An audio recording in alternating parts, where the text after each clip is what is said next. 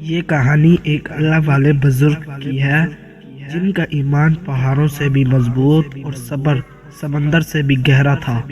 وہ بصرہ کے پاس ایک گاؤں میں رہتے تھے جہاں ہر طرح کی نعمت موجود تھی۔ حضرت صاحب کی عمر 80 سال تھی۔ وہ تہجد گزار، پرہیزگار اور ہمیشہ اللہ کے ذکر میں مشغول رہنے والے بزرگ تھے۔ ایک دن حضرت صاحب نے سپنا دیکھا، یہ دور بڑے گاؤں میں لوگ پانی کی تلاش میں بھٹک رہے ہیں۔ ایک بچہ ان کے پاس آیا اور بولا کہ آپ ہماری مدد کریں۔ یہ سب دیکھ کر حضرت صاحب پریشان ہو گئے۔ انہوں نے اپنے شاگردوں کو بلایا اور کہا، لگتا ہے میرا وقت آ گیا ہے، مجھے ایک ایسے سفر پر جانا ہے جس کی منزل کا علم مجھے نہیں ہے۔ شاگردوں نے حیرانی سے پوچھا، حضرت آپ اتنی عمر میں سفر کیسے کریں گے؟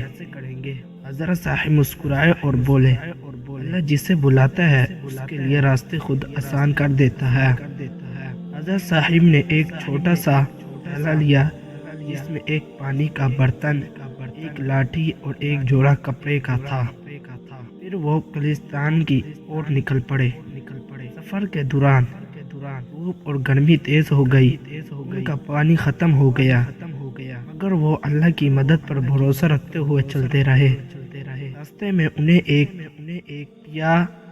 پالی ملا جس کے پاس پانی تھا۔ حضرت صاحب نے اسے پانی مانگا۔ جاپاری نے خوشی خوشی دیا۔ پوچھا، کہاں جا رہے ہیں؟ حضرت صاحب نے جواب دیا، مجھے اپنی منزل کا علم نہیں، مگر اللہ جانتا ہے۔ بہت لمبا سفر طے کرنے کے بعد حضرت صاحب وہاں پہنچے۔ وہاں کے لوگ سوکھے چہرے لیے اداس بیٹھے تھے۔ اس گاؤں میں زیادہ تر لوگ یہودی تھے اور کچھ مسلمان بھی تھے۔ گاؤں میں پانی کی قبلیہ ایک کنواں تھا جو ایک ظالم رئیس اور اس کی زمین پر تھا۔ وہ صرف یہودیوں کو پانی دیتا تھا اور مسلمانوں کو پانی لینے کی اجازت نہیں تھی۔ مگر کوئی مسلمان پانی مانگتا تو اسے دھمکیاں دے دی جاتی۔ حضرت صاحب نے ایک بوڑھی مسلم عورت سے پوچھا، تم لوگ پانی کہاں سے لاتے ہو؟ وہ عورت روتے ہوئے بولی، حضرت ہمیں پانی نہیں دیا جاتا، ہمارے بچے پیاسے مر رہے ہیں، اگر ہم ان کے دھرم میں شامل ہو جائیں تو ہمیں پانی مل سکتا ہے، مگر ہمارا ایمان ہمیں ایسا کرنے سے روکتا ہے۔ یہ سن کر حضرت صاحب کے دل میں درد اٹھا۔ انہوں نے کہا، اللہ کا پانی اللہ کے بندوں کے لیے ہے، کوئی اسے روک نہیں سکتا۔ حضرت صاحب رئیس کے دربار میں پہنچے اور کہا، تم یہ ظلم کیوں کر رہے ہو؟ پانی اللہ کی نعمت ہے، اسے روکنا کیا تمہیں کوئی حق نہیں ہے؟ رئیس غصے سے آگ بگولا ہو گیا اور بولا، بوڑھے آدمی، تمہیں یہاں کس نے بھیجا؟ کیا تم ہمیں سکھانے آئے ہو؟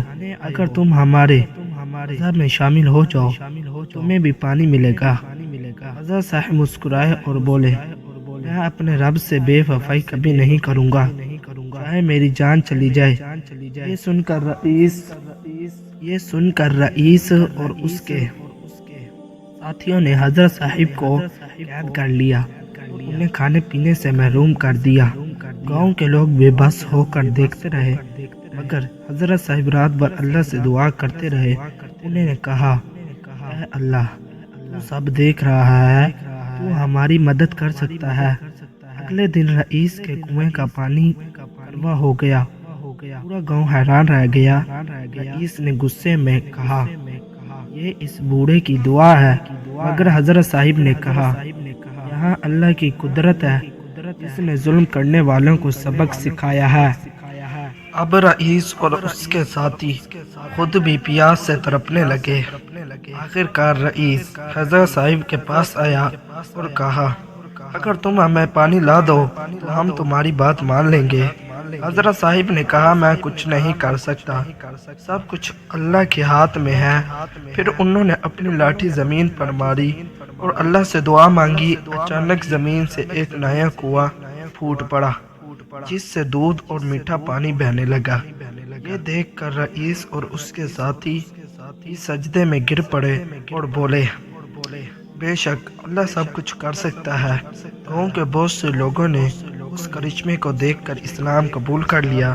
اب گاؤں میں پیار اور بھائی چارے کا ماحول بن گیا۔ یہ کہانی ہمیں سکھاتی ہے کہ اگر ایمان مضبوط ہو اور اللہ پر بھروسہ رکھا جائے تو سوکھی زمین بھی دودھ اور پانی سے بڑھ سکتی ہے۔ یہ تھا آج کا واقعہ۔ ویڈیو اچھی لگی ہو تو چینل کو ضرور سبسکرائب کریں اور اپنی رائے کا اظہار کمنٹ میں ضرور کیجیے گا۔ اللہ حافظ۔